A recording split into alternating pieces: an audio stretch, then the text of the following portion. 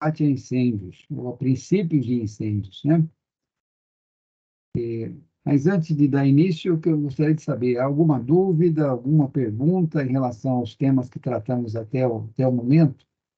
Lembrando a vocês que amanhã vocês têm a primeira avaliação, né, de segurança no trabalho e eu convido vocês a rever todo o material que está disponibilizado no Moodle e, se tiver alguma dúvida, só entrar em contato comigo, tá bom? Sobre a prova, como é que vai ser a prova de amanhã?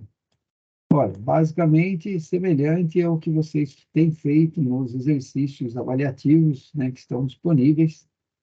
A diferença é que vocês têm um tempo para fazer.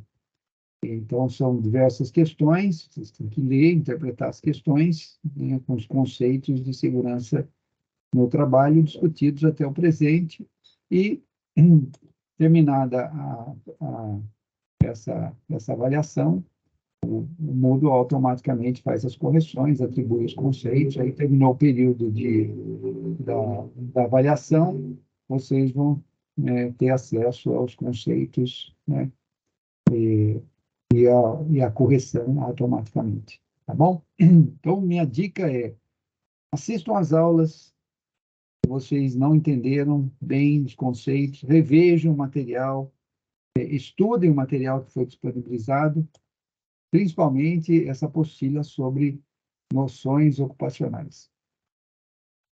Com relação ao tempo de prova, acho que são 50 minutos. É tempo mais que suficiente para responder as questões, tá? E, e não há supervisão.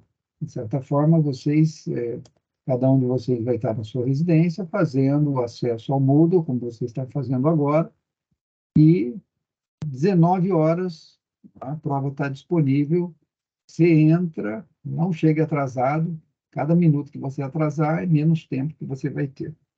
Então, às 19 ela abre e deu o tempo automaticamente, você tendo terminado ou não as questões, o Moodle já encerra a sua entrega e faz a sua entrega, né?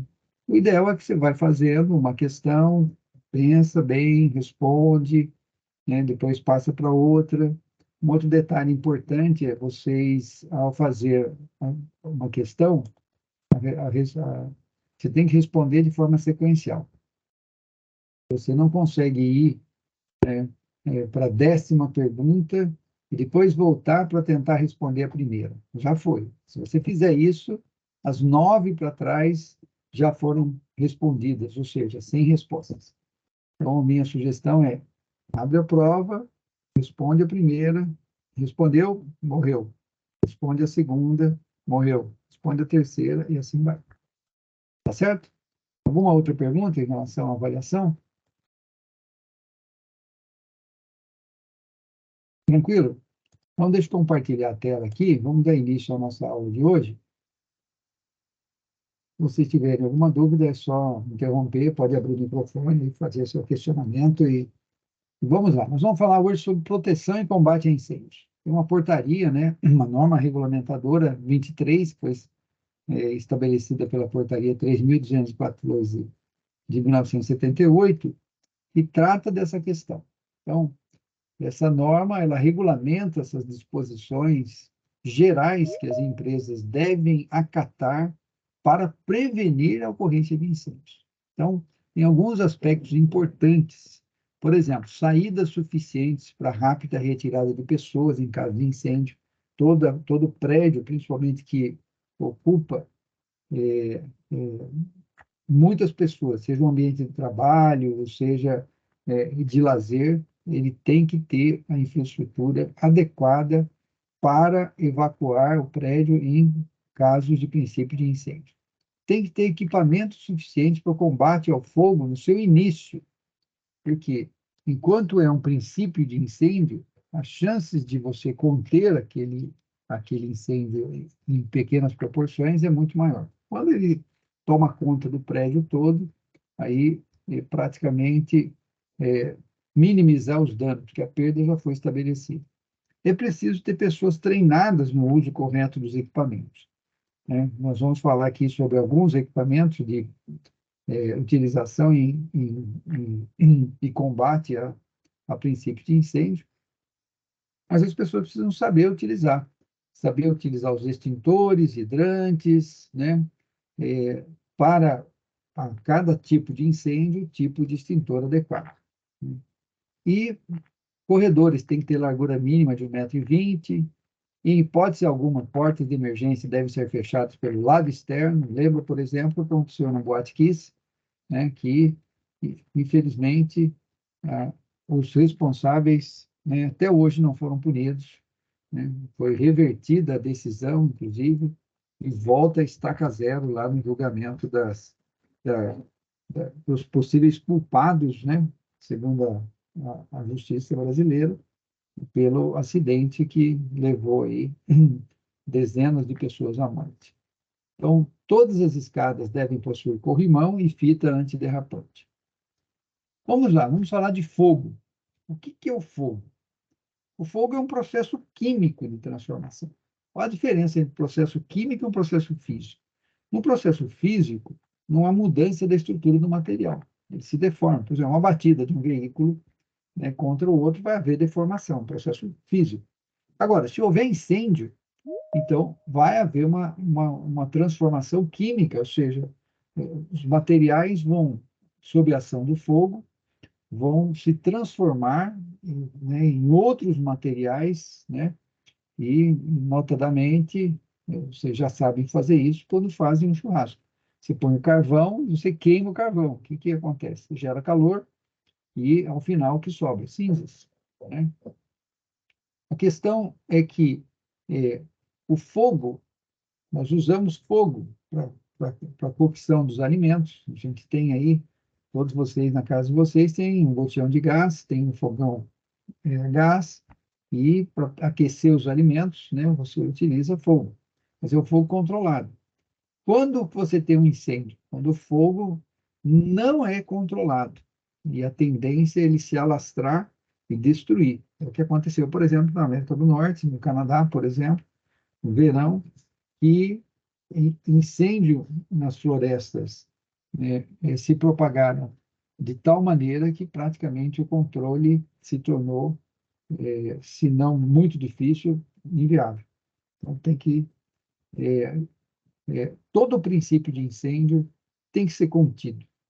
Caso contrário, se transforma numa tragédia. E quais são os elementos constituintes, né, do fogo? Ou seja, para que haja essa reação química, é necessário que se tenha combustível, comburente, que é o oxigênio, calor e reação em cadeia. Então, a gente fala do tetraedro do fogo. Então, são esses 4 elementos. Você precisa ter combustível, aquilo que vai queimar. Você precisa ter o oxigênio, que é o comburente, e na presença do oxigênio, o combustível, e na presença de calor, inicia o processo de queima, e essa queima gera mais calor, que por sua vez consome mais combustível, por sua vez consome mais oxigênio. Então, essa reação química ela vai só crescendo, é uma que a gente chama de uma reação em cadeia, né? E conhecer isso é importante por quê? Para você entender quais são os mecanismos de combate ao princípio de incêndio. Né? Trata-se de você eliminar um ou mais elementos desse tetraedro. Por exemplo, se você elimina o oxigênio de um princípio de incêndio, você apaga o fogo. Quer ver um exemplo? Você acende uma vela e você põe um copo de cabeça para baixo sobre a vela, o que vai acontecer? A chama da vela vai queimar todo o oxigênio que está ali, vai liberar monóxido de carbono, e esse gás carbônico, ele vai ocupar aquele espaço dentro ali e vai apagar a chama da vela. Então, sem oxigênio, não há combustão, né? Outra maneira de você reduzir, né, a probabilidade de propagação de um incêndio. Olha, removendo o combustível, né? Outra maneira, resfriando, quer dizer, retirando o calor, né? Não raro, incêndios, por exemplo, em prédios, em materiais sólidos que deixam resíduos, né, a gente chama de incêndio classe A, é combatido com resfriamento. Então, o Corpo de Bombeiros chega ao local com as suas mangueiras e, né, os seus equipamentos para projetar aquele jato de água, e a água vem e resfria. Então, esse resfriamento elimina um dos componentes, né, do tetraedro do fogo, e com isso reduz as chamas e apaga o incêndio. Tá certo? Nós vamos falar a respeito dessas alternativas, né, para combate a incêndio, para cada tipo de incêndio.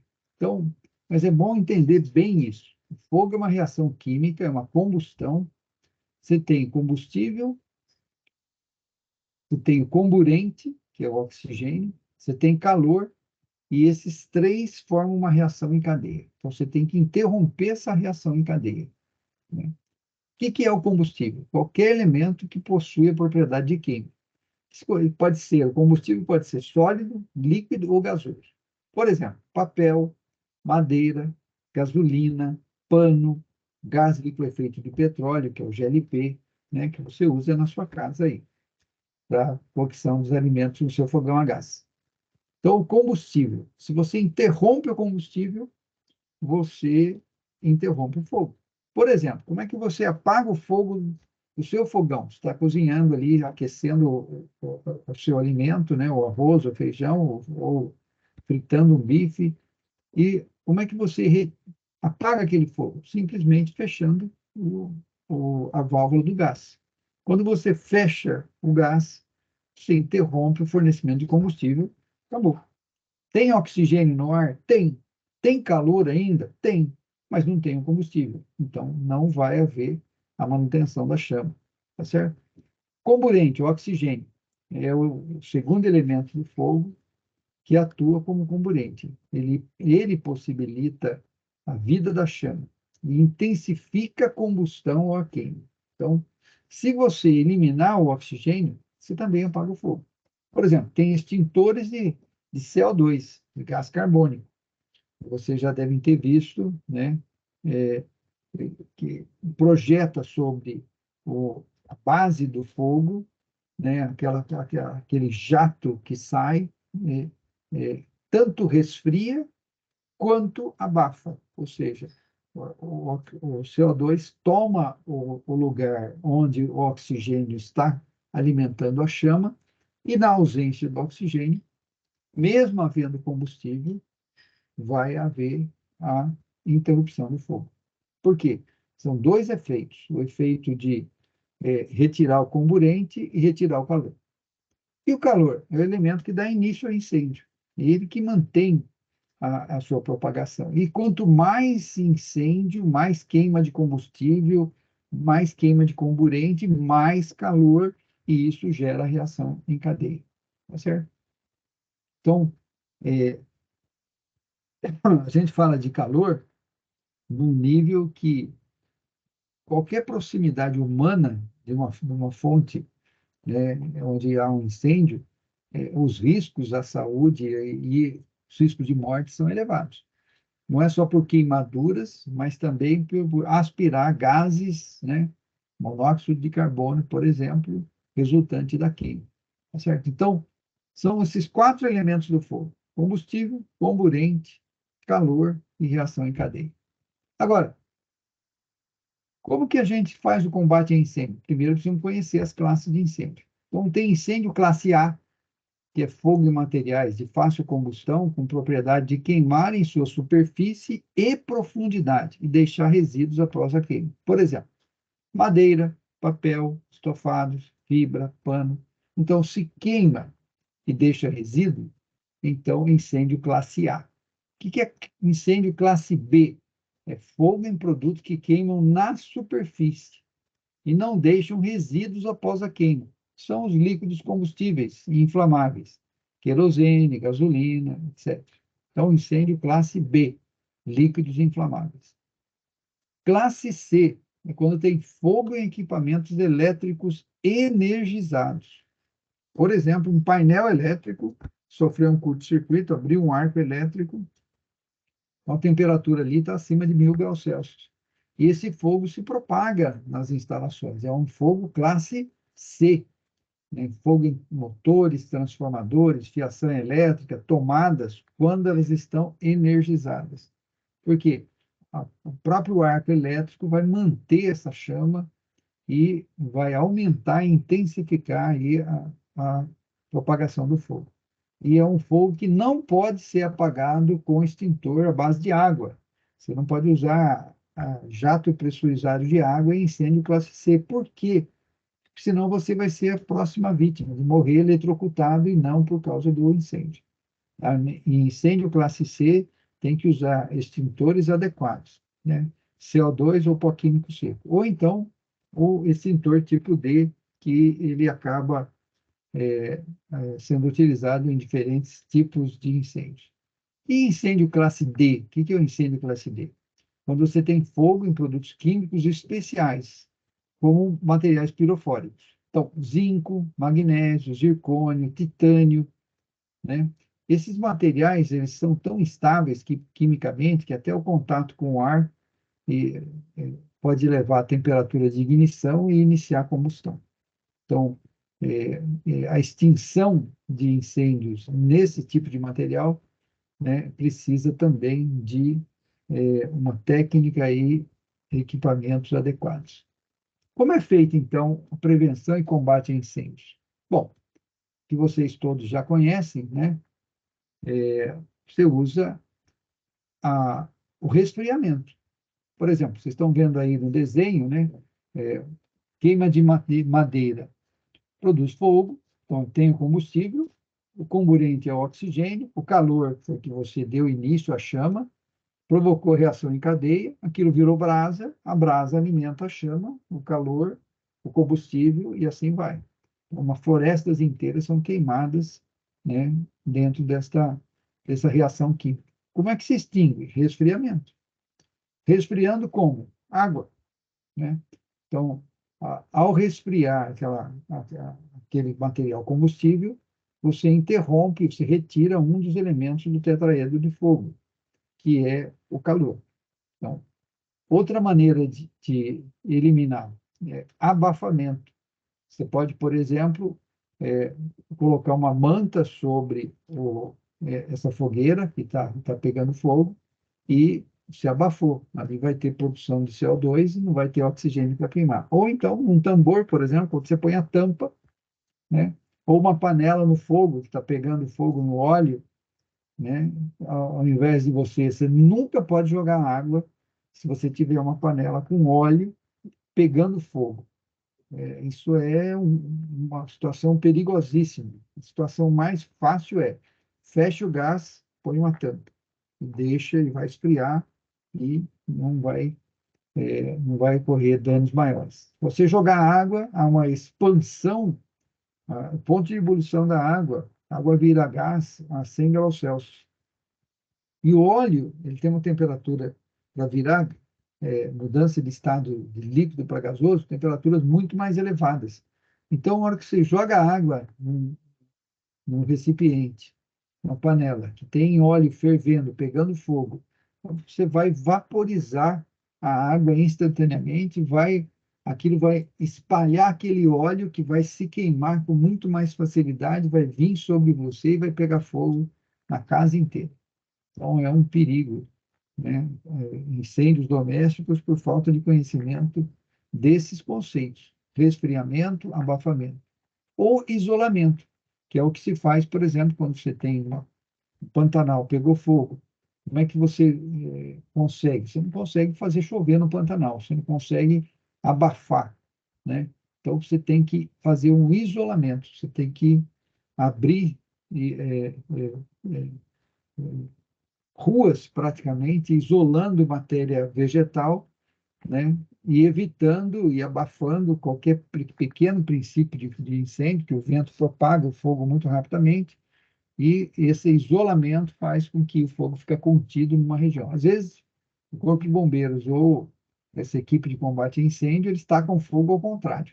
Então, para queimar de um lado para o outro e fica atento para não haver propagação pelo vento de chamas que venham a pegar o outro lado da floresta.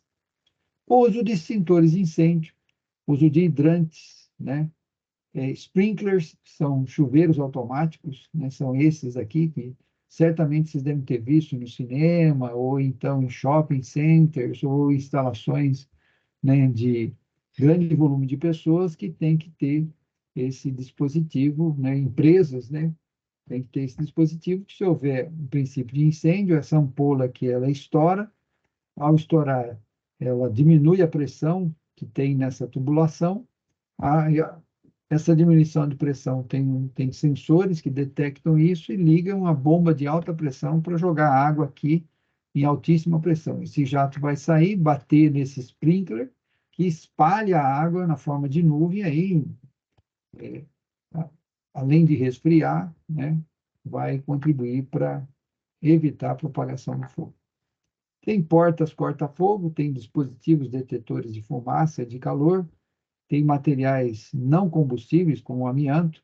Por outro lado, o amianto é cancerígeno, o seu uso é bastante restrito. Então, recursos para combater incêndio. Vamos falar dos extintores. Então, tem extintor de água pressurizado. E vocês devem ter visto na Unifei, que são esses extintores aqui. Note que todos os extintores são vermelhos, isso é uma padronização, né, da área de segurança. E o extintor de água pressurizada, ele tem como característica que ele tem água sob pressão. E tem um gás aqui para impulsionar a água, para ela sair aqui, que é o gás carbônico ou nitrogênio. Então, quando que se usa esse tipo de extintor? Somente quando for incêndio classe A, papel, madeira, tecidos. O senhor pode usar num painel elétrico energizado? Não, não pode. Né? Próximo ao painel, você tem que buscar um extintor de gás carbônico, que é esse aqui que tem esse cone aqui, que é o difusor. Né? Então, quando você libera a trava, dirige esse cone aqui, segurando pela parte preta aqui, não no cone, porque o gás carbônico, ao sair aqui, vai ter temperaturas negativas até. E isso pode queimar a sua mão. Quer dizer, você está combatendo um incêndio e sai queimado por causa de frio. O gás carbônico é expelido na forma de nuvem, não deixa resíduo após o uso, e pode ser usado em incêndios classe B e C, ou seja, líquidos inflamáveis e painéis elétricos energizados. E tem um extintor de pó químico seco também. Esse usa bicarbonato de sódio como agente extintor e tem um agente propulsor que fornece pressão, novamente gás carbônico ou nitrogênio. E aí ele vai deixar um resíduo de pó após essa utilização. Então, esse pó químico, ele cai e ele interrompe a reação química que está acontecendo ali no incêndio. Se você usar isso num painel elétrico, ele também pode combater, né, o incêndio num painel elétrico. O problema é que toda a instalação, contadores, motores e tal, vai ficar impregnado com esse pó, praticamente se você danifica muito mais a instalação com o uso do pó químico. Se você tiver o extintor de gás carbônico, uma vez extinto, né, não deixa resíduos. Como é que é o extintor? Então, pegar aqui o extintor, que tem aqui o difusor, né? Então, você tem um cilindro, você tem um agente, né, extintor, tem uma câmara de expansão, tem um tubo, né, o sifão, que é o coletor, e tem uma válvula, a mangueira, e nesse caso aqui você tem o difusor. Então, o que nós temos aqui dentro? Aqui tem gás carbônico, e esse gás carbônico está sob pressão. Quando você pressiona a válvula, vai liberar esse gás em alta pressão, que sai por aqui, e aí forma aquela nuvem branca que vocês já viram, e isso, além de resfriar, ele abafa, ou seja, ele retira o oxigênio nas proximidades, e isso extingue o incêndio. Maneira de fazer. Olha, primeiro você tem que levar o extintor do local onde ele está fixado, normalmente identificado numa parede ou então no chão, até o local onde está acontecendo o fogo. Por exemplo, pegou fogo num escritório. Você está dentro do escritório. O que você faz? Se você é da brigada de incêndio, você vai saber como proceder, pegar o extintor mais próximo o extintor adequado, ir até o local, um celular pegou fogo, bateria de um celular, lítio,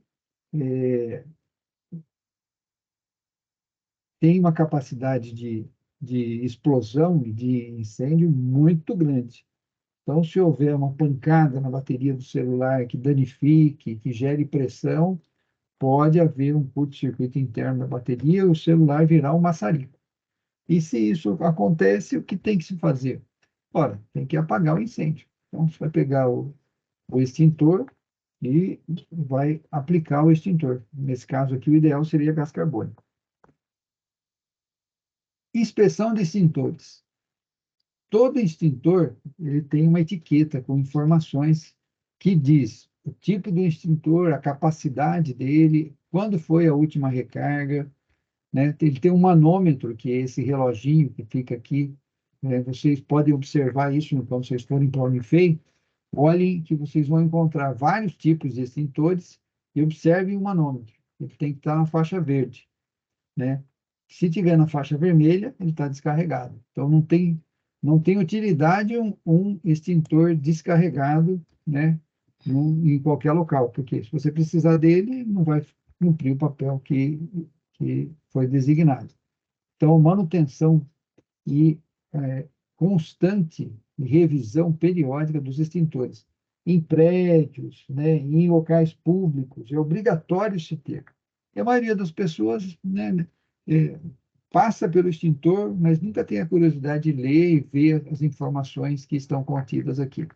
E na hora do incêndio, você não vai ter tempo para ler as instruções, só vai observar se é um incêndio classe A, B, C ou D, para pegar o extintor adequado. Revendo, se o tipo de fogo for classe A, né, então incêndio em madeira, papel, papelão, roupas, plástico, material de fácil combustão, normalmente queima e deixa resíduos sólidos. Então, qual é o equipamento que você pode utilizar em incêndio classe A? Pode ser de água, de pó químico ou de CO2. Ou pode ser o extintor, um outro extintor que também tem um pó químico especial, que pode ser usado também. Claro, estou falando pode, mas o mais adequado é o de água. Por quê? Para esse tipo de extintor, para esse tipo de incêndio, você precisa de resfriamento. E esse material aqui, madeira, papel, papelão, com extintor de água, você vai utilizar. Professor, mas está escrito que não pode pôr pó químico seco, não pode pôr CO2. Veja, é que o preço de um extintor à base de água é muito mais barato que o de pó químico e que do CO2, tá certo? Agora, se você vai usar incêndio em líquidos inflamáveis, gases combustíveis, o mais recomendado é o pó químico seco e CO2, né? Por quê? Porque se você jogar água sobre o líquido queima em superfície. E como a densidade do líquido ele é menor do que a água, ele vai ficar boiando sobre a água. Pega, por exemplo, óleo diesel. Né? Tem uma poça de óleo diesel, né? Pegou fogo naquela poça. Se você jogar água simplesmente, a água vai espalhar o óleo diesel e vai ficar por baixo, o óleo diesel fica por cima, vai continuar queimando. Então, você tem que ter o abafamento. Então, CO2 e pó químico seco é o mais adequado. Você pode perguntar, professor, mas o Corpo de Bombeiros usa água. Mas eles têm técnicas para criar uma nuvem de aspersão que praticamente refrigera e acaba tendo o abafamento que precisa. Quando você vai usar um extintor, né, para líquidos inflamáveis, tem que ser o extintor adequado. E para equipamento elétrico energizado? Computador, aparelhos eletrodomésticos, motores. Não pode usar o extintor de água. Tem que ser o de CO2, preferencialmente, e o de pó químico seco, com a ressalva de que o pó químico vai se misturar todas as partes ali da instalação elétrica, e, né, claro, você evitou a propagação do incêndio, está tudo bem, está correto. Mas se tiver o de CO2, é melhor. Dúvidas? Perguntas? Deixa eu voltar aqui. Eu não sei se... Eu não estou vendo vocês quando eu estou apresentando aqui. Alguém tem alguma dúvida? Ficou claro? Incêndio. 4 elementos. Tetraedro do fogo. Combustível, comburente, calor, reação em cadeia. Como extinguir? Tem que eliminar um desses. Ou você elimina o combustível, comburente ou calor, e com isso você interrompe a reação em cadeia. Então, métodos de abafamento, resfriamento, isolamento, retirada do material. Tipos de extintores. Tem extintor de água pressurizada, pode ser usado em madeira, papel, papelão, incêndios classe A. Líquidos inflamáveis, classe B. O que se utiliza? Pó químico seco e gás carbônico. Classe C, incêndios e instalações elétricas energizadas. O que não pode utilizar? Água pressurizada.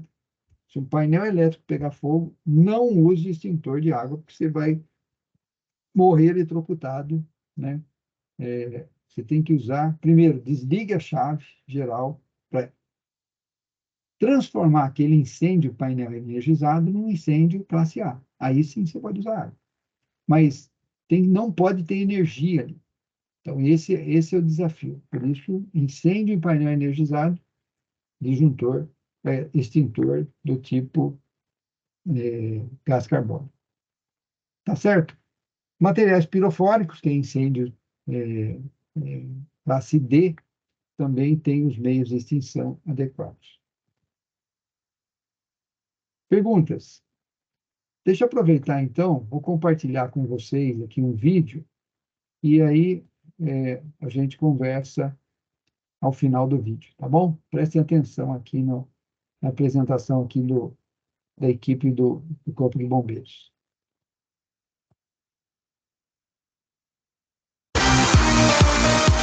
Eles são de diversos formatos e tamanhos e são indispensáveis para a nossa segurança. Os extintores de incêndio são equipamentos que possuem a finalidade de extinguir ou controlar incêndios em casos de emergências. Em geral, é um cilindro que pode ser carregado até o local do incêndio, contendo um agente extintor sob pressão.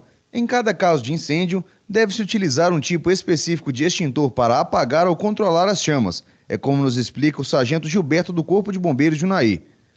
Então aqui nós estamos simulando a queima de um líquido combustível e de um material que deixa resíduo, que seria classe A, material que deixa cinzas, e classe B, o líquido combustível. Nesse caso aí está sendo utilizada a gasolina, né? A gasolina que nós estamos utilizando aqui.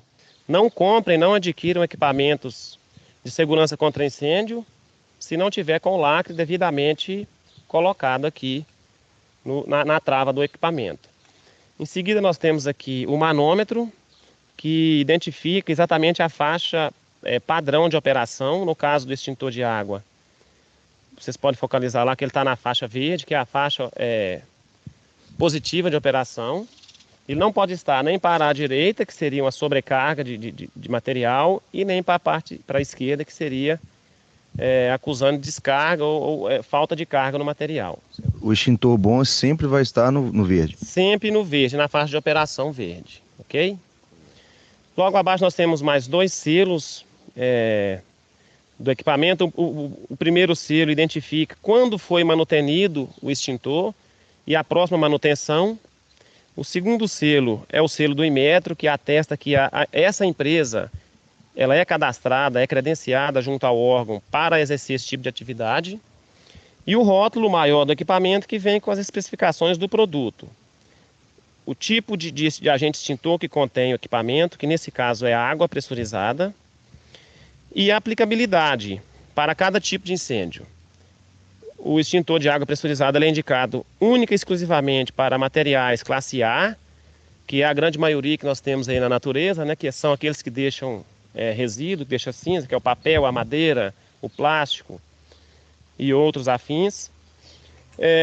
E vem também com as observações aqui de proibição. Nesse caso, risco de classe B e C, é proibido o uso desse equipamento, exatamente porque ele pode provocar um mal maior se for utilizado. Então nós vamos mostrar aqui o que não deve ser feito com o equipamento também, para que as pessoas já tenham como consciência, né, do procedimento operacional correto. O que o sargento vai fazer aqui agora para a gente? Ele vai romper o lacre, pode vir aí, Se ele torcer a trava lá, ele já rompe o lacre, retira o lacre para que todos vejam. Rompeu, retirou a trava. Olha lá, a mangueira já está liberada e a trava também. Então ele vai se posicionar próximo ao foco de incêndio. Olha lá.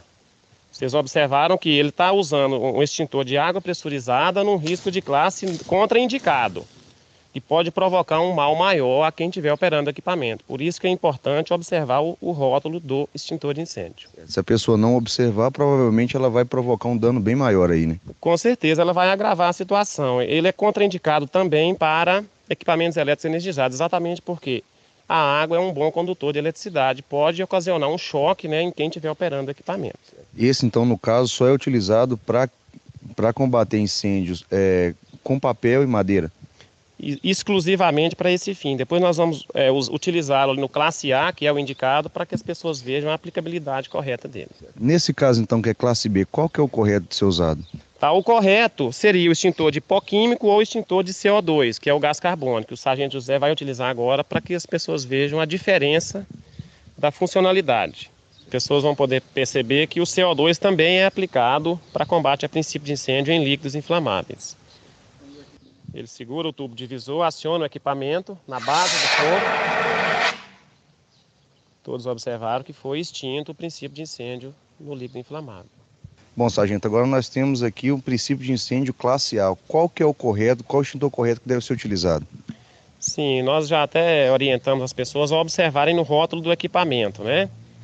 O extintor ideal é o extintor de água pressurizada, né? Ou de pó químico seco. Os dois têm uma aplicabilidade excepcional para combate a esse princípio de incêndio. Aquele que o sargento José está na mão agora é o de água. Aquele que ele vai utilizar agora é o de água pressurizada. Então ele vai fazer o mesmo procedimento, vai chegar próximo ao foco de incêndio, mirar na base do fogo e acionar o equipamento.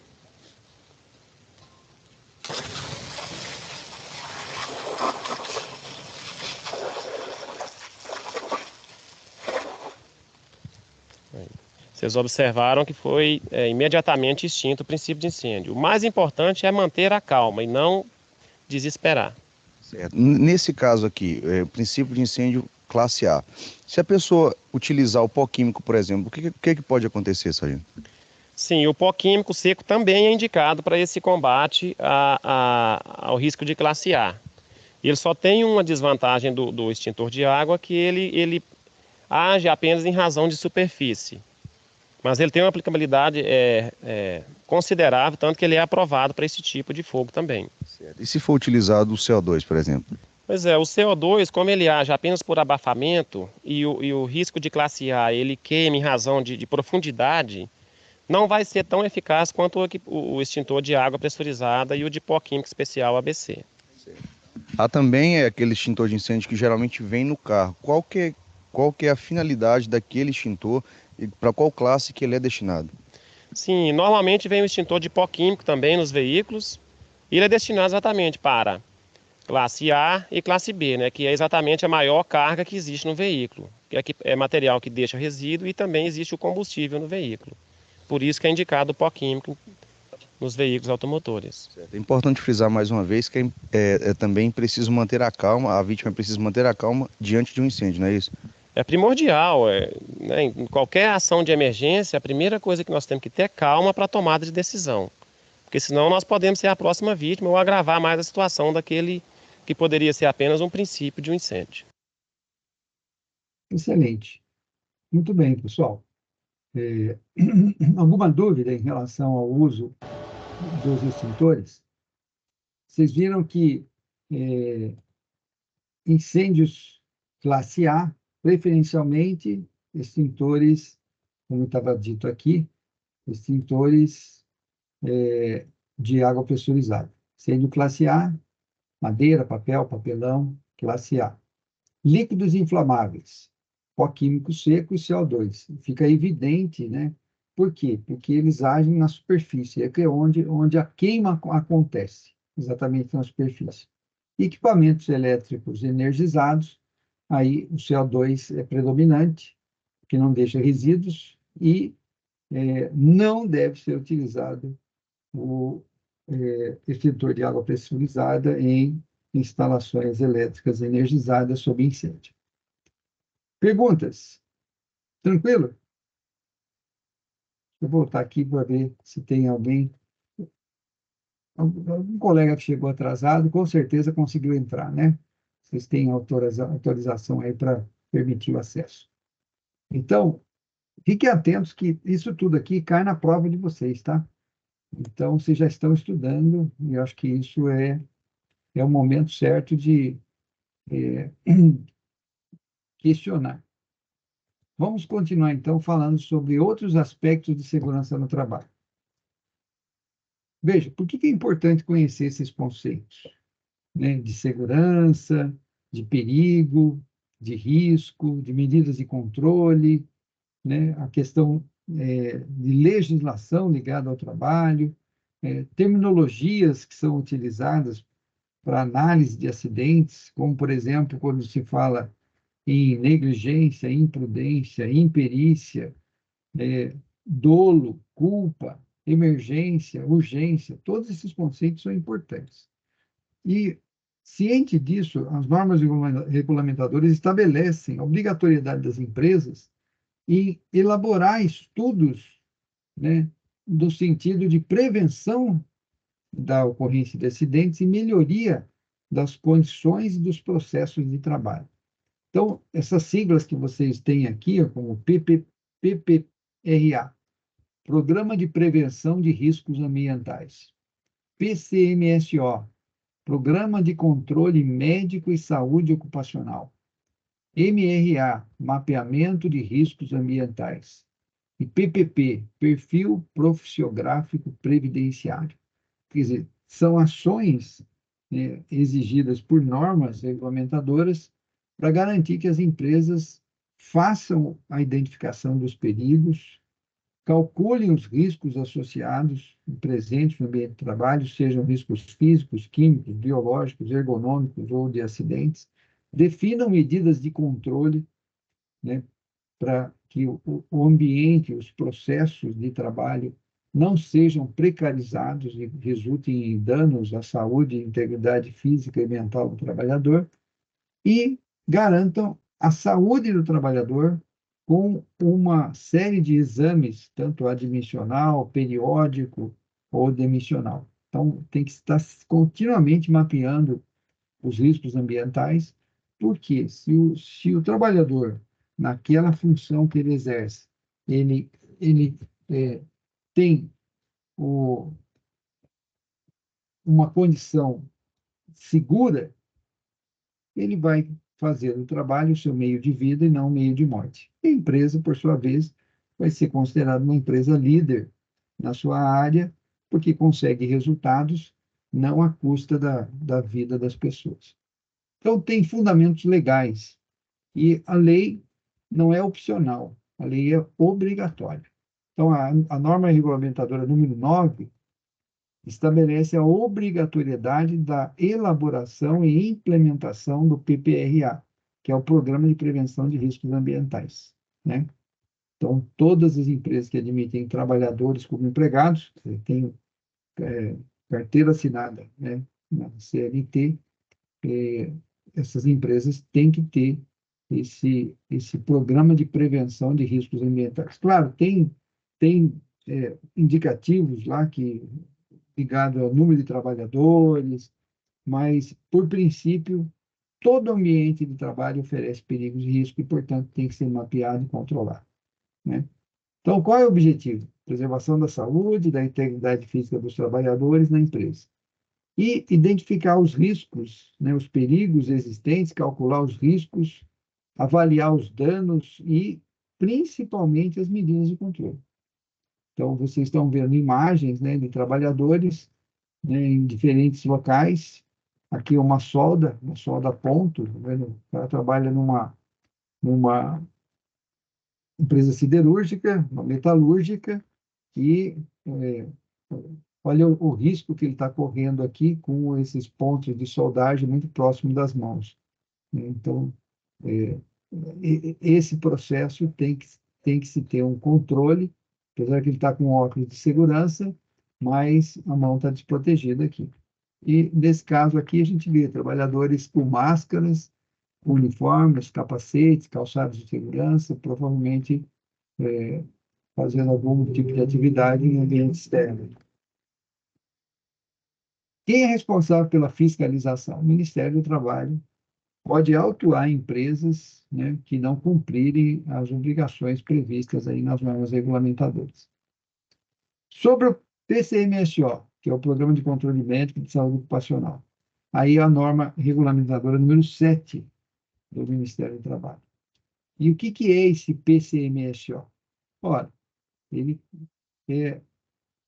a empresa organiza sua área de saúde com médicos e enfermeiros, né, que façam essa avaliação, esse diagnóstico, os exames médicos de todos os trabalhadores que atuam naquela empresa. Então, tem o exame admissional, vocês, quando forem fazer estágio, certamente vão ter que fazer exames admissionais. Então, exame de sangue, exames, né, dependendo do tipo de trabalho, né, que identificam se a pessoa tem uma condição pré-existente que pode ser agravada em função da atuação naquele local de trabalho, naquele posto de trabalho.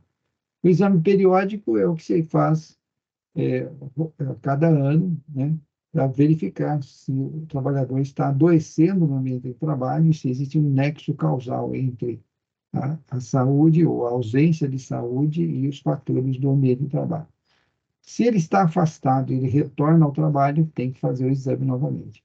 Se ele muda de função, tem que se fazer o exame. E quando ele sai da empresa ou é demitido da empresa, o exame demissional também tem que ver para caracterizar se houve ou não, por exemplo, uma surdez ocupacional ou se houve alguma lesão física do trabalhador que possa resultar em danos e responsabilidades futuras. Então, é obrigatório, né, a realização desses exames. Quem fiscaliza? O Ministério do Trabalho. E o MRA, o mapeamento de riscos ambientais? Bom, nós falamos dos riscos físicos, químicos, ergonômicos, né, biológicos de acidentes. Então, mapear os riscos, né, significa conhecer o seu ambiente de trabalho, identificar os perigos, né, calcular os riscos e mapear é colocar no mapa mesmo. Olha, nesse ambiente aqui tem baixo risco ergonômico, mas tem alto risco químico, ou tem alto risco de acidentes, ou tem alto risco físico, muito ruído. Então, esse mapeamento é exigido que seja feito e através de uma representação gráfica. Serve de informação aos trabalhadores, mas também serve como um alerta para a empresa tentar eliminar os problemas do ambiente de trabalho na fonte, na trajetória com o trabalhador, preferencialmente com soluções de equipamentos coletivos, proteção coletiva. Eu já falei para vocês que o equipamento de proteção individual não sinaliza que a empresa, de fato, está fazendo segurança. Na verdade, quando não precisa usar o equipamento de proteção individual, significa que o ambiente é mais seguro. Se tem muito uso de equipamentos, então é altíssimo risco envolvido ou falta de uma ação preventiva para eliminação dos problemas na fonte. Então, como se faz, né, o mapeamento de riscos ambientais? Bom, a Comissão Interna de Prevenção de Acidentes, que é a CIPA, né, através dos seus membros, e em colaboração com o SESMIT, né, que é o Serviço Especializado em Engenharia de Segurança e Medicina do Trabalho, ele vai identificar o agente de risco que existe no ambiente de trabalho, a intensidade do risco, se é pequeno, médio, grande, as consequências ou danos para a saúde e as medidas de controle desses agentes, né, para que não venham a causar doenças ou acidentes no ambiente de trabalho. Lembrando, riscos físicos, cor verde. Riscos químicos, cor vermelho. Riscos biológicos, cor marrom. Riscos ergonômicos, cor amarelo. E riscos de acidentes, cor azul. Então, o mapa de riscos, ele deve ser continuamente atualizado, né? E serve não só como informação aos trabalhadores, mas uma evidência de que a empresa se preocupa com a questão da segurança. Então, como é feita essa representação? Ora, via de regra, você utiliza círculos, né, de tamanho pequeno para risco pequeno, de tamanho médio para risco médio, de tamanho grande para risco grande. E a cor para identificar, né, o tipo de risco que você tem. Por exemplo, se é vermelho, está ligado a riscos químicos, são gases, poeira. Se é verde, é riscos físicos, ruído, calor. Se é amarelo, está ligado a riscos ergonômicos, postura incorreta, monotonia. E se for azul, está ligado a risco de acidentes, são risco de cortes, de fagulhas, né, de contato com objetos pérfuro-cortantes e assim sucessivamente. Aqui é um exemplo de mapa de risco. Então, nós temos várias áreas, né, espaços de trabalho dentro da empresa, tem a linha de montagem, tem a tornearia, tem o depósito, tem a cozinha, a despensa, um jardim, um banheiro, um almoxerifado, um centro de processamento de dados e administração. Note que na CPD e administração os riscos são médios, né? E acredito que acho que são grandes, né? Risco grande de ergonomia. Esse aqui é o pequeno, esse é o médio, pequeno, médio, grande. Aqui é um risco grande ligado à postura do ambiente de trabalho. Trabalho sentado na frente do computador, talvez sem o suporte para os pés, sem uma cadeira de apoio, né? Com a visão não posicionada no ângulo correto, sem suporte para as mãos, né? Para manter a postura ereta. Então, nesses ambientes, a característica é risco ergonômico. Agora, numa linha de montagem, você tem todos os tipos de riscos. Você tem riscos físicos, ruído, temperaturas elevadas, né? Riscos de químicos, né? Contato com agentes, pode ser líquidos, pode ser gases, e tem riscos de acidentes, por exemplo, contato com eletricidade, contato com máquinas que podem esmagar membros, cortar, perfurar, e riscos ergonômicos, no trabalho repetitivo, né? Note que riscos de natureza biológica está presente aqui no refeitório. Manipulação de alimentos, e está presente, né, num nível bem maior aqui no banheiro e no jardim, nos espaços externos, né? Olha, interessante o depósito. Tem um baixo risco físico, mas tem um alto risco de acidentes. E tem alto risco químico, o que está ligado, por exemplo, ao depósito de produtos químicos, material de limpeza, né, pintura, etc., que pode resultar em contaminação à saúde dos trabalhadores. Tranquilo? Notem que, em função do ambiente de trabalho e dos riscos que o trabalhador, ao longo da sua trajetória, esteve exposto, ao sair dessa empresa, a empresa é obrigada a escrever um documento chamado Perfil Profissiográfico Previdenciário. E isso o INSS vai utilizar para verificar benefícios e direitos daquele trabalhador. Então, o que é o PPP? É um histórico laboral onde deve ser descrito todo tipo de trabalho que foi executado pelo trabalhador e os riscos ambientais a que ele esteve exposto durante a realização de suas atividades. Então, se a pessoa trabalha na área médica, né, está em contato eminentemente com riscos biológicos, riscos ergonômicos, né, muito menos do que um trabalhador, por exemplo. Hoje não se tem mais, né, mas no corte de cana, aqui são riscos de insolação, risco de corte, né, risco de acidentes envolvendo, né, facão, né, risco de ser atingido por animais peçonhentos, né, ou quem trabalha com pintura, né, riscos químicos, né, e quem trabalha com construção civil, né. Então, diversos tipos de riscos, obviamente, cada um tem um perfil, e aí, a partir desse perfil, dá para você induzir qual é o nexo causal com possíveis doenças que o trabalhador venha a ter. Por isso que é importante a NR5, porque ela estabelece que as empresas têm que ter uma comissão interna de prevenção de acidentes. Qual que é o objetivo da CIPA? Ora, analisar as condições, o ambiente e os processos de trabalho e propor medidas preventivas para eliminar ou reduzir os problemas observados. Então, a CIPA, ela faz essa cogestão com o Serviço Especializado em Segurança e Medicina do Trabalho, o SESMIT, em grandes empresas, né, é obrigado ter engenheiro de segurança, técnico de segurança, é obrigado ter a CIPA, né, que tem representação tanto dos empregados quanto dos empregadores, né, e os membros da CIPA são eleitos por voto direto, né, dos trabalhadores, aqueles que vão representar os empregados, e por indicação da empresa, aqueles que vão representar os empregadores, em partes iguais. Então, quantas pessoas tem que compor a CIPA depende de tabelas que estão estabelecidas na norma regulamentadora número 5. Dependendo do número de empregados, tem que ter um número de componentes da CIPA, né?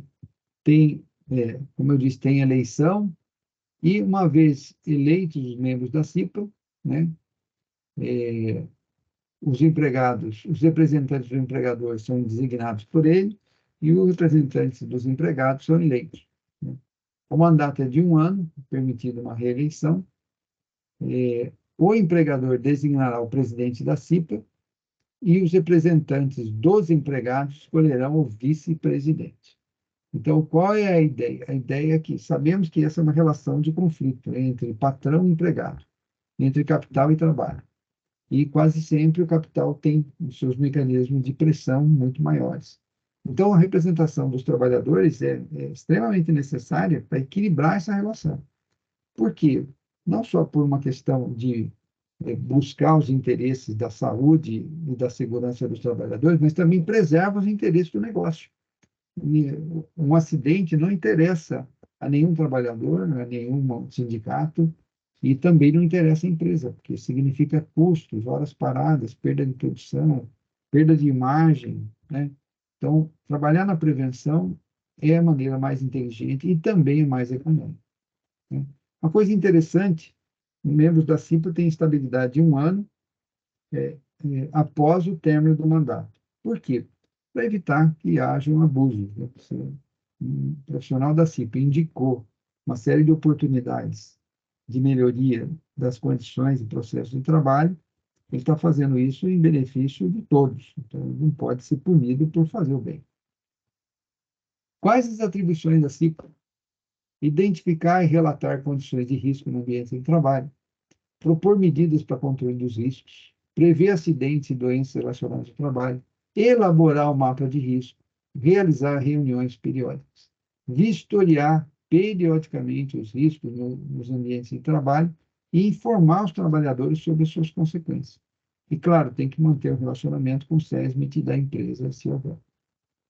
Então, eu já disse para vocês a respeito da presidência, vice-presidência, secretários, né? E um dos papéis da CIPA é fazer inspeção de segurança. Ou seja, vamos verificar o que está em conformidade, o que não está em conformidade, que pode ser melhorado no ambiente e nos processos de trabalho. Então, o objetivo é prevenir acidentes, né? Detectar oportunidades de proteção ao trabalhador, de mudança de processos e assim sucessivamente. Então, aqui está dando um exemplo, né, de uma serra elétrica que não tinha um protetor. Então, a colocação desse protetor evita que a pessoa aproxime sua mão, né, de uma serra que está girando aí a altíssima velocidade. Então, isso parece uma medida simples, mas tem muitos locais que não tem. E, portanto, são riscos, né, de ocorrência de acidentes. Então, o que se verifica? O cumprimento das normas regulamentadoras.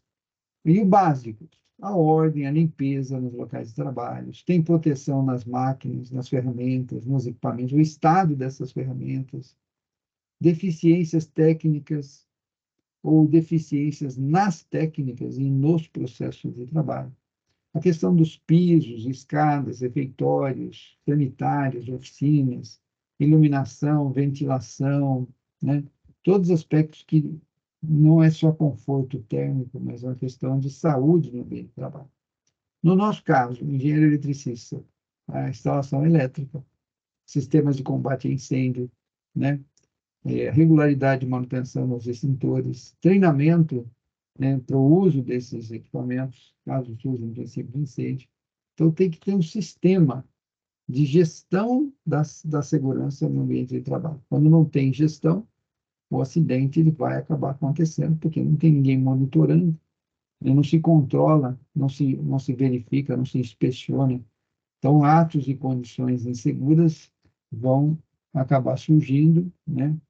E, da mesma forma como condições de precariedade nos processos e nos ambientes de trabalho. Então, além de doenças, acidentes. Como é que faz a inspeção de segurança? Primeiro, observa. Saber observar é fundamental. Mas observar o quê? Olha, se você, nesse curso de segurança do trabalho, entender os conceitos, né, e a equação básica, que risco é igual a perigo dividido por medidas de controle. Se você quer diminuir o risco, você tem que diminuir a exposição a uma condição que possa causar dano. E quando isso não é possível, reduzir significativamente, o que você faz? Aumenta a medida de controle, que está no denominador. Então, você reduz o risco. Então, gestão de risco, nada mais.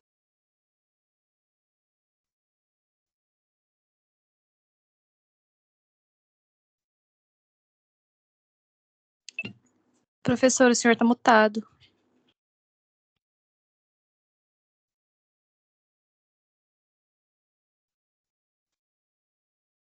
Opa! Gente, faz tanto tempo que eu estou falando e só agora vocês notaram isso? Não, é que acabou de mutar. Ah, então eu cliquei por acidente, mas até agora estava bem, né? Tava assim. Então tá bom, obrigado, Micaela.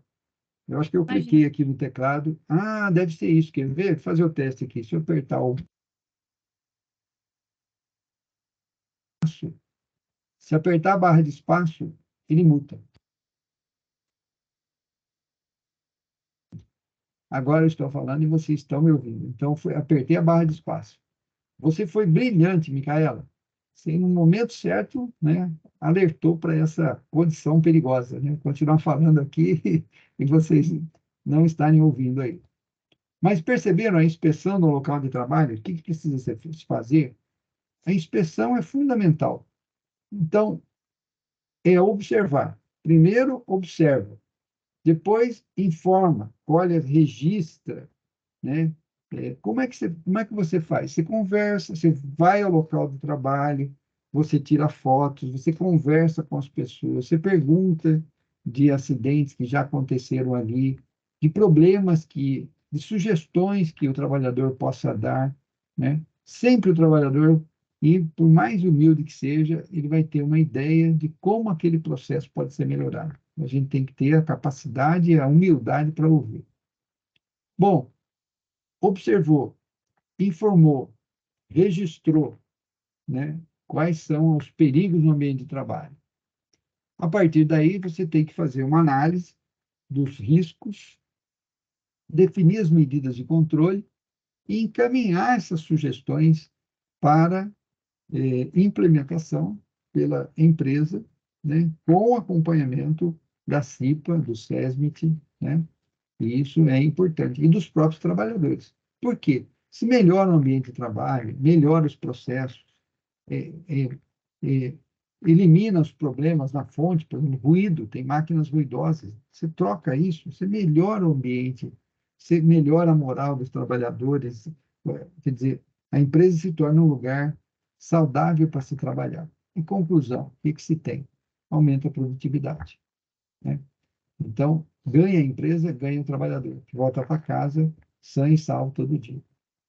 Então, a inspeção não é uma questão de punição, não é para encontrar culpados, né? Mas é importante ver o que não está conforme, o que está irregular ou o que pode ser melhorado no ambiente e esse processo é um processo dialógico, ou seja, nem sempre aquele que está fazendo a inspeção tem a competência, o conhecimento necessário para enxergar as oportunidades. Tem que conversar com quem trabalha ali todo dia e, às vezes, mudança simples, às vezes, mudança de layout, às vezes, melhoria de iluminação, né?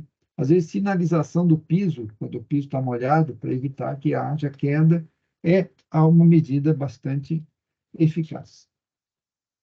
Todos são inspetores de segurança, todos devem relatar.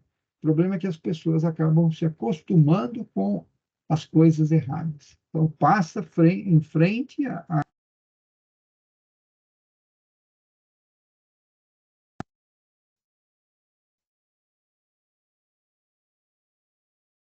Professor, o senhor está mutado de novo.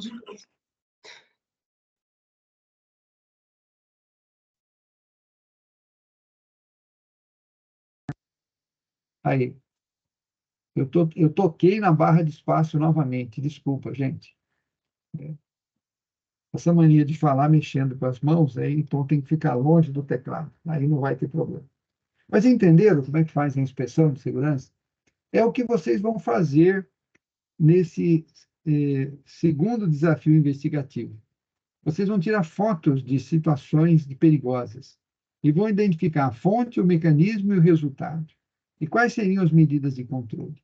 Então, vocês estão aprendendo a serem membros da CIP, tá certo? E isso é importante, esse olhar de um engenheiro de segurança, olhar de um técnico de segurança, olhar de uma pessoa que se preocupa com a segurança sua e das outras pessoas, né? É importante ter essa visão coletiva. A segurança não é para pôr a medalha no seu peito. A segurança é para garantir que todos os trabalhadores que vêm à empresa façam o seu trabalho, né, nas melhores condições possíveis, se realize fazendo esse trabalho, tenha justa recompensa por isso e volte para casa, né, feliz pelo resultado e sem ter se acidentado no trabalho e nem provocado acidente de outros colegas. Para isso tem uma coisa importante, a sinalização. Então, olha que interessante, a sinalização é, é, é algo que a gente já conhece no trânsito, por exemplo, né? A gente vê o vermelho. A gente estava falando, por exemplo, de combate a incêndio. Todos os hidrantes são vermelhos. Todos os extintores é vermelho. Uma área delimitada, né, para você posicionar os extintores é vermelho, né? Vermelho lateral, amarelo no meio. Então, corrimão, né, de uma escada ou partes que protegem é, é, é, partes, vamos dizer, capas protetoras de partes rotativas de máquinas. Deveria ser laranja, mas é pintado de amarelo. Né? Então, o verde, o azul, o preto, o cinza, lilás, o alumínio, ó, um eletroduto que tem fiação dentro é pintado de alumínio, né? A cor do eletroduto é alumínio. Por isso que a gente fala, é um eletroduto, porque dentro passa fio. Se é uma tubulação de água, né, água utilizada, água em processos industriais, é verde, né? Se você está uma tubulação de gás, é azul. Então, assim, as cores, tem uma norma que define para cada tipo de produto o tipo de cor.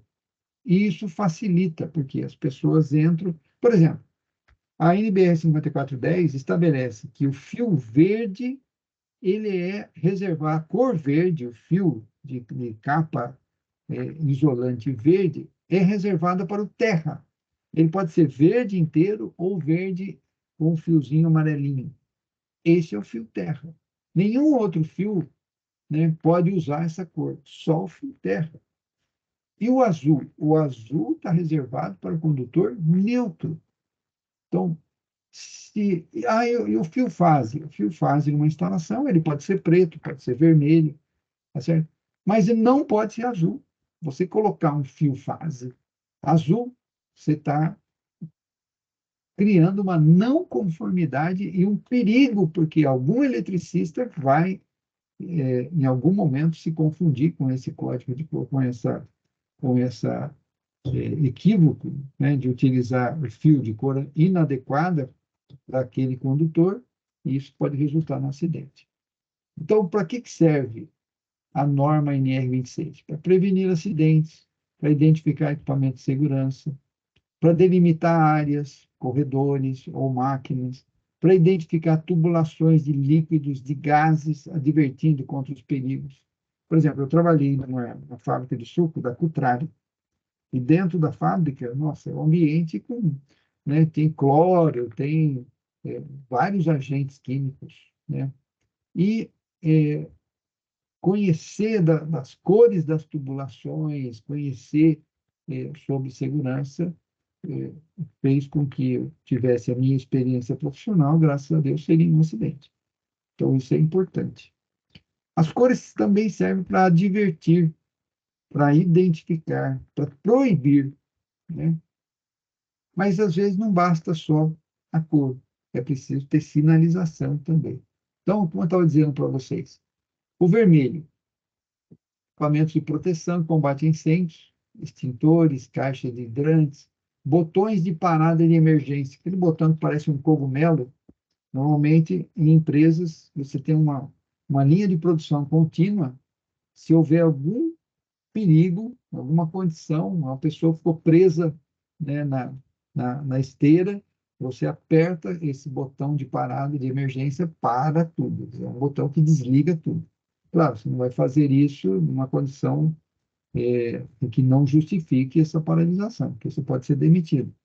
Mas você é obrigado a fazer em condição de risco grave e iminente.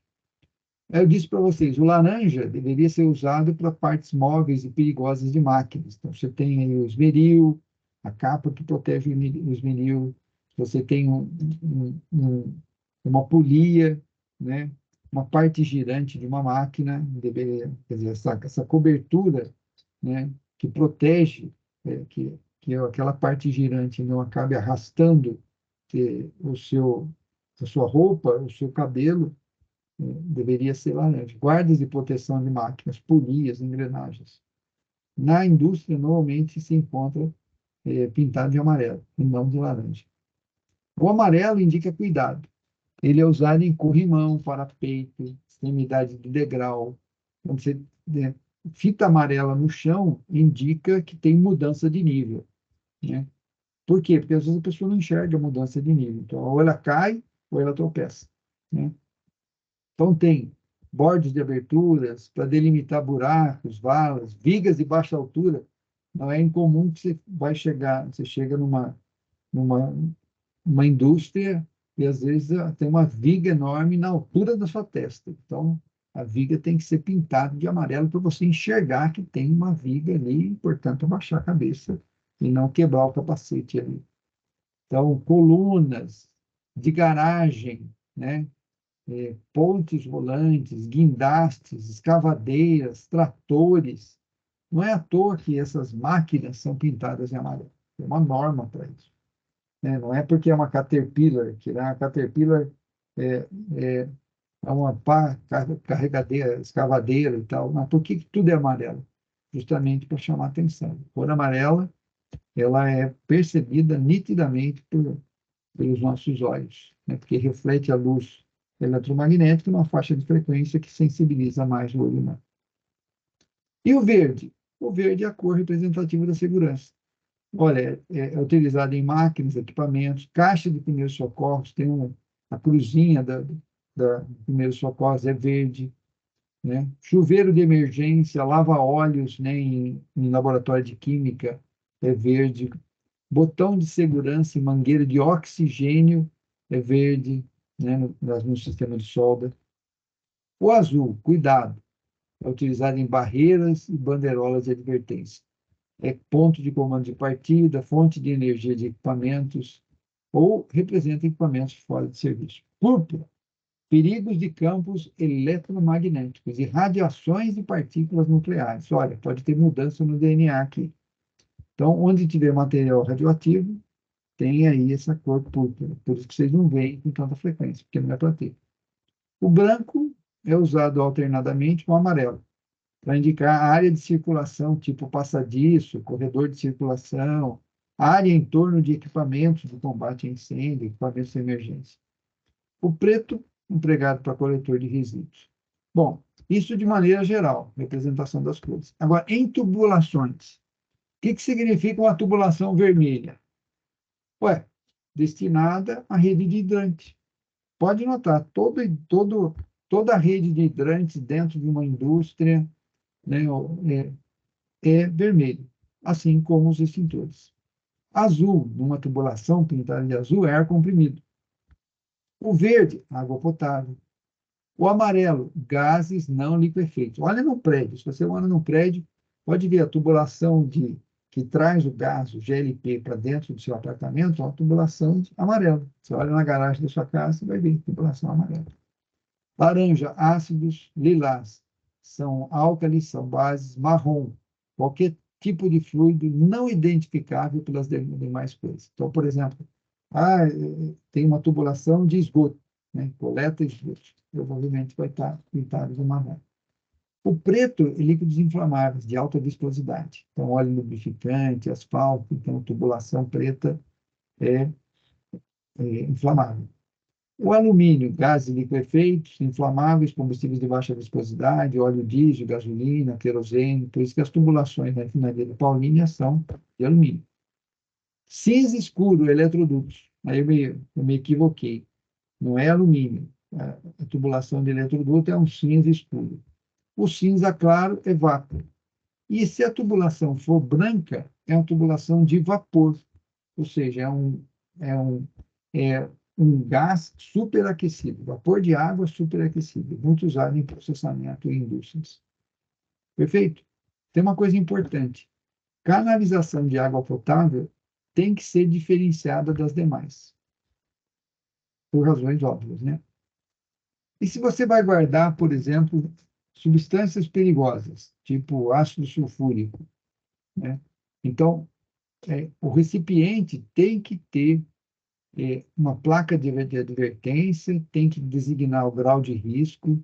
Por exemplo, perigo, né, para alto risco, cuidado para substâncias que representam risco médio e atenção para risco leve. Então, essas palavras, perigo, cuidado, atenção, e tem que dizer qual é o tipo de risco.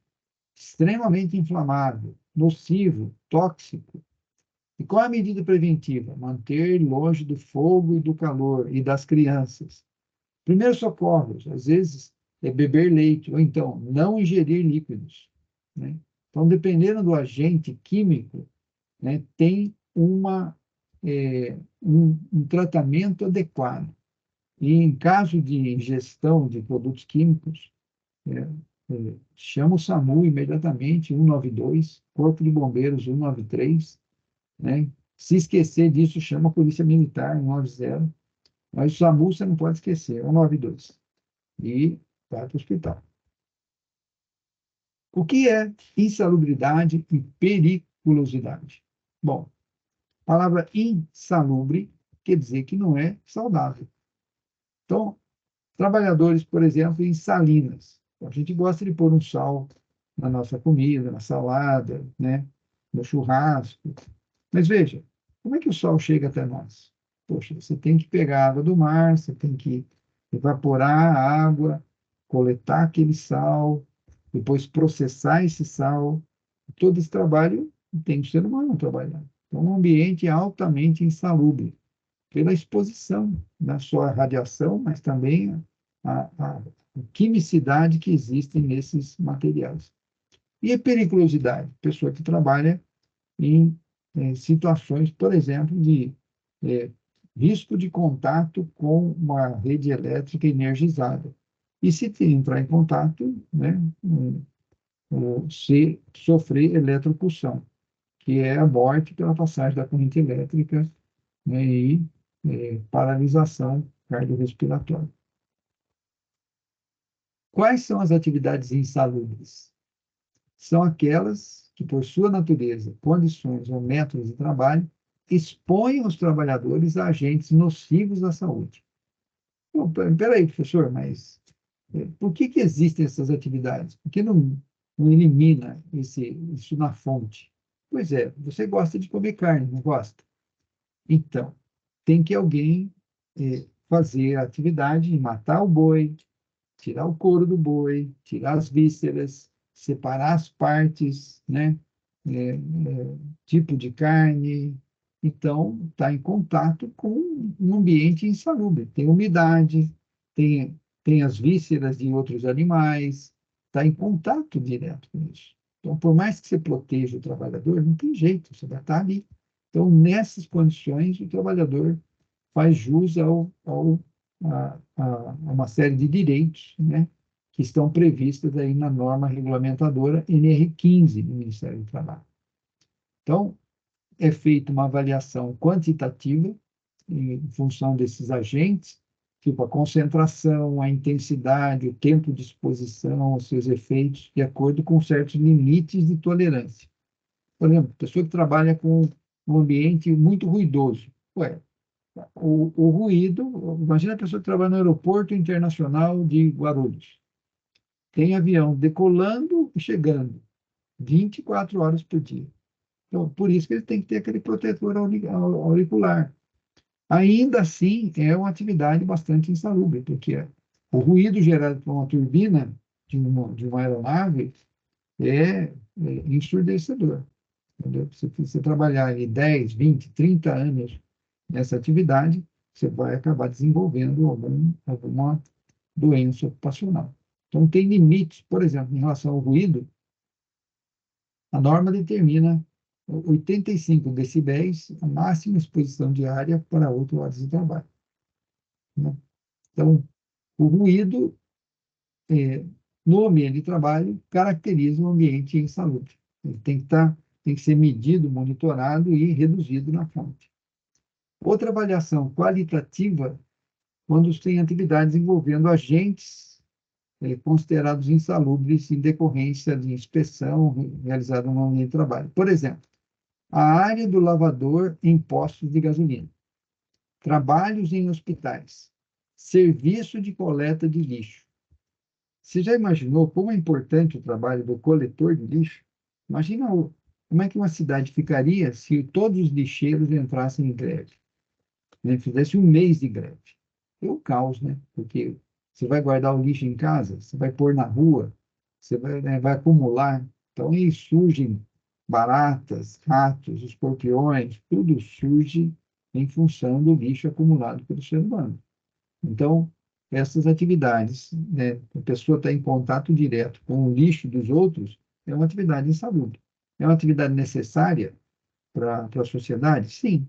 É remunerada adequadamente? Não. Tem que trabalhar com segurança? Sim. Então, essas atividades, né, a norma estabelece aí os agentes, os riscos, né, o tempo de exposição e quais os cuidados que têm que ser tomados. Então, tem várias atividades insalubres. Vocês veem aqui, ó, nível de ruído contínuo, intermitente, ruído de impacto, tipo britadeira, exposição ao calor.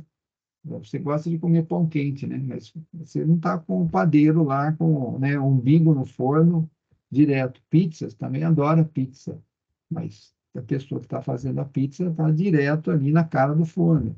Níveis de iluminação, de radiação ionizante, quem trabalha tirando raio-x o tempo todo. Ar comprimido, radiações não ionizantes, né, ultravioleta, laser, vibrações, frio, né? A pessoa que trabalha em câmara fria, tirando e colocando produtos, né, para dentro de um supermercado, por exemplo, né? Umidade, agentes químicos, poeiras minerais, agentes químicos, agentes biológicos. Então, tem formas de fazer avaliação, normalmente são laudos técnicos, e tem aqui o limite mínimo, médio ou máximo, né, de tolerância fixado pela NR15. Agora, tem atividades que é, a, a, o perigo é presente e o risco de morte é elevado. Então, o Ministério do Trabalho estabelece por lei, né, situações, por exemplo, contato permanente com inflamáveis ou explosivos são condições de risco acentuado. Então, atividades envolvendo alta tensão, acima de 1.000 volts, em corrente alternada, 1.500 volts em corrente contínua, são consideradas atividades perigosas, pelo risco, né, de explosão, né, pelo risco de eletrocução e tal. E para isso existem alguns adicionais para os trabalhadores, em função do nível de exposição, então a habitualidade, né, a intermitência da exposição ao trabalhador, alguns percentuais aí vinculados ao salário. Claro, nada substitui a segurança. Não há valor financeiro que justifique você colocar a sua vida em risco ou perder sua saúde para uma compensação financeira, né, que quase sempre é irrisória. E, bem da verdade, as pessoas se sujeitam às condições do trabalho eh, que podem realizar. Não tanto porque gostam, mas porque não tem outra opção, né? Você acha que o lixeiro, se ele pudesse trabalhar no escritório, com ar-condicionado, né, e na frente de um computador, ele não trabalharia? Então, quem são esses profissionais que são lixeiros? Podia ser o seu pai, podia ser o meu pai. E é um trabalho digno como qualquer um. Não precisa ser um engenheiro para dizer que é digno. A questão é que a maioria dessas pessoas tem um baixo nível de escolaridade, não tiveram as oportunidades que vocês certamente terão na vida, porque estão fazendo uma universidade federal, né? Tem capacidade cognitiva para entender e, se tiver os valores corretos, vão tomar as decisões certas para ganhar a sua remuneração, mas contribuir para reduzir as desigualdades e reduzir, inclusive, essas situações de perigos, precarização dos processos e das condições de trabalho. O trabalhador, ele é o elo mais fraco nessa cadeia de produção da economia. E, sem ele, nada do que se gera na economia se sustenta. A especulação no mercado imobiliário, no mercado financeiro, né, é quase como um câncer, né, que corrói e concentra a renda e mata lentamente. Baixos salários matam as famílias. Enfim, todo mundo é responsável pela segurança do trabalho, né? Não tem um serviço né, que possa justificar, né? Não, tem que fazer sem segurança porque é emergência. Não, não. Todo trabalho tem que ser feito com segurança, inclusive no Corpo de Bombeiros, quando vai combater um incêndio. Eles não têm autorização para agir sem segurança. Eles têm que fazer com segurança. Eles são treinados para fazer isso. A equipe da CEMIG, que tem que restabelecer o fornecimento de energia de uma cidade, também tem que fazer com segurança. Não pode pular etapas. Então, tem que usar luva, tem que usar os equipamentos de proteção individual, tem que fazer os procedimentos, tal como foi preconizado nas normas da empresa e dentro do que diz a NR10. Todo chefe, ou todo líder, é responsável pelo ambiente de trabalho, pelas boas práticas, inclusive para exigir o mesmo dos outros. E não é só com relação ao uso dos EPIs, não. É com relação à atitude preventiva no ambiente de trabalho. Todo trabalhador tem responsabilidade de adotar sempre as melhores práticas de prevenção e de realização de um trabalho seguro e saudável, né? Se houver alguma situação que indique riscos ou perigos, é obrigação apontar, indicar, olha, tem uma situação de risco, poderemos estudar isso junto com a CIPA, com o SESM, e encontrar uma solução para minimizar esse risco para a empresa e para o trabalhador. Agora, você simplesmente ignorar é negligência. Isso caracteriza também uma ação culposa, né? E, por fim, se a segurança se torna um valor, você pratica ela dentro de casa, na escola, no trabalho, né, na comunidade. Você sempre está atento a situações e busca construir esse conceito de comunidade. Quando isso acontece, a gente diz, não, então há segurança. Tá certo, pessoal? Com isso, a gente termina essa parte de segurança no trabalho, né? Fazendo uma revisão bastante rápida aqui. A gente passou aqui, né, por discussões sobre vários conceitos de higiene ocupacional, evolução do trabalho nos tempos, as leis de proteção do trabalhador, conceitos de perigo, risco, negligência, imprudência, imperícia, culpa, dolo, né? O que é o acidente de trabalho, segundo a legislação trabalhista? Quais são as responsabilidades dos empregadores, dos empregados?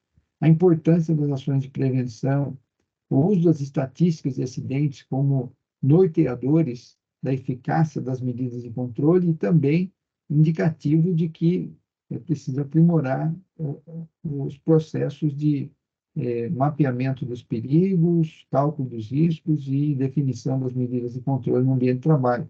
Responsabilidade por fiscalização é o Ministério do Trabalho, ou a Delegacia Regional do Trabalho. Mas é praticamente impossível que você tenha, para cada empresa do Brasil, uma fiscalização eficaz. Quase sempre as coisas funcionam por denúncia, naqueles casos extremos aí. Por quê? O conceito é de que a segurança tem que fazer parte dos valores da sociedade. Então, não há polícia no mundo, não há instituição que tenha que agir de forma sempre punitiva, fiscalizatória, né, para promover uma ação de segurança. E não funciona. Tem que ser através da educação. Então, a gente viu as fases de análise de segurança do trabalho em empresa, a gente viu os riscos ocupacionais, lembra? São 5: físicos, químicos, biológicos, ergonômicos de acidentes, né? A gente viu os equipamentos de proteção individual, os equipamentos de proteção coletiva, EPI, EPC.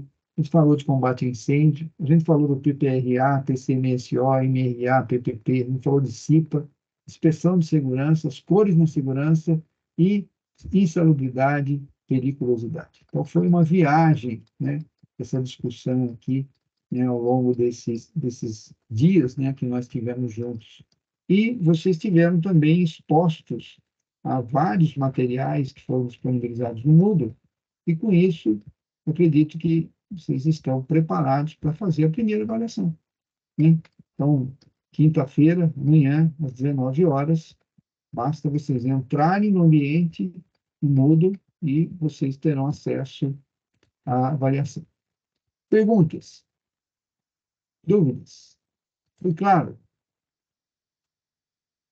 Então, voltando aqui no Moodle, o que vocês têm?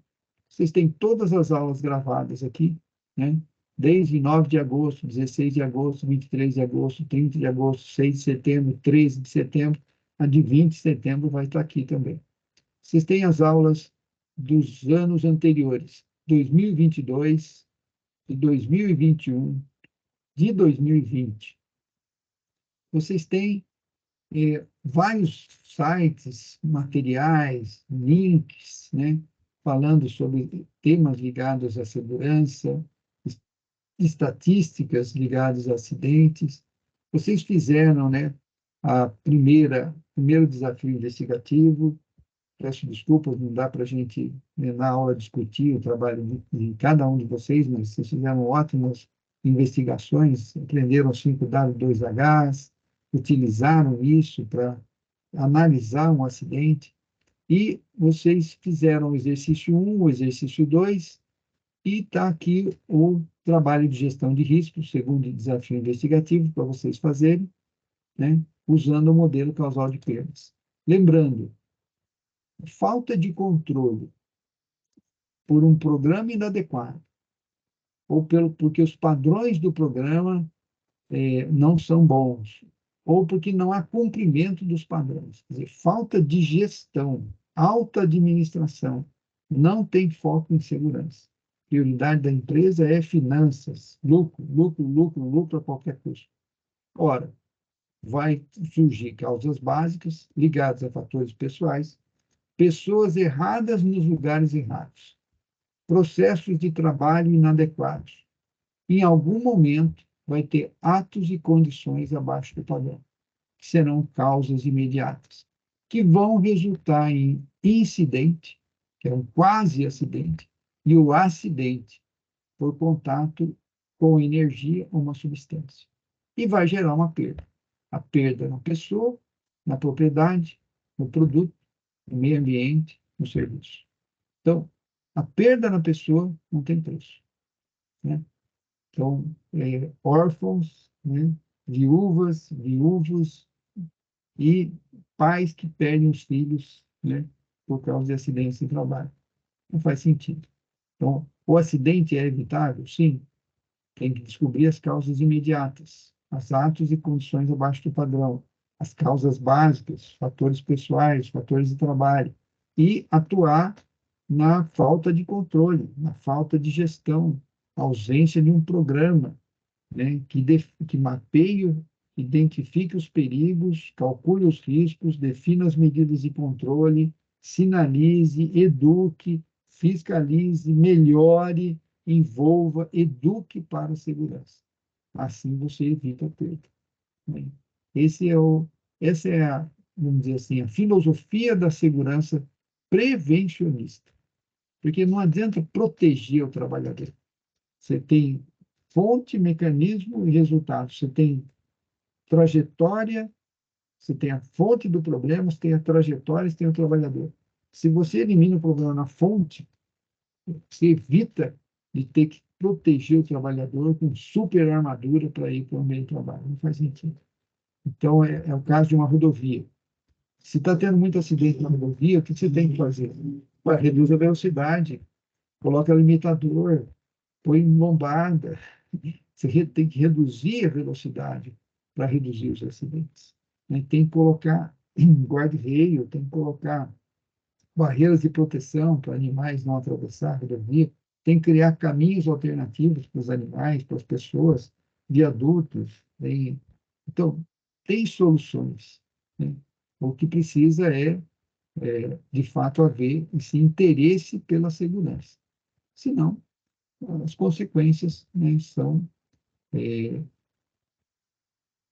perda de vida, perdas econômicas, perda de desempenho das empresas, perda de eficiência. E aí, ninguém quer trabalhar com uma empresa que ostenta. Olha, hoje morreu só 5. Né? Nosso índice de segurança, olha só, tem uma placa na entrada. Hoje morreu só 5. Poxa, você vai querer trabalhar com uma empresa dessa? De jeito nenhum. Então, o ideal é que não haja mortes, não haja perdas ligadas ao ambiente de trabalho. E na sociedade também. O que a gente observa é justamente o contrário. Existem trânsito mata mais do que acidente de circulação, as pessoas ainda dirigem embriagadas, se acidentam, fazem uso de produtos químicos inadequados, não têm as atitudes prevencionistas, e por diversos outros fatores, né? Quem mais morre são aqueles com menor condição de educação, com menor condição econômica, e que acaba tendo que se sujeitar a condições de trabalho precárias e processos de trabalho também precários. E não tem ninguém que os represente.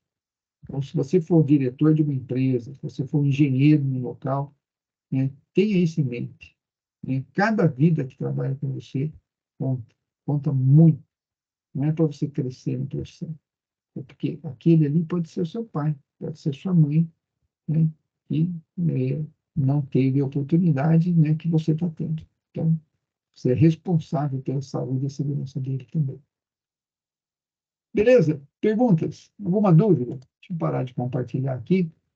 Então, fui claro. Amanhã, às 19 horas, então, convido vocês a fazer a avaliação. Vai estar disponível para vocês no Moodle lá. Tá bom?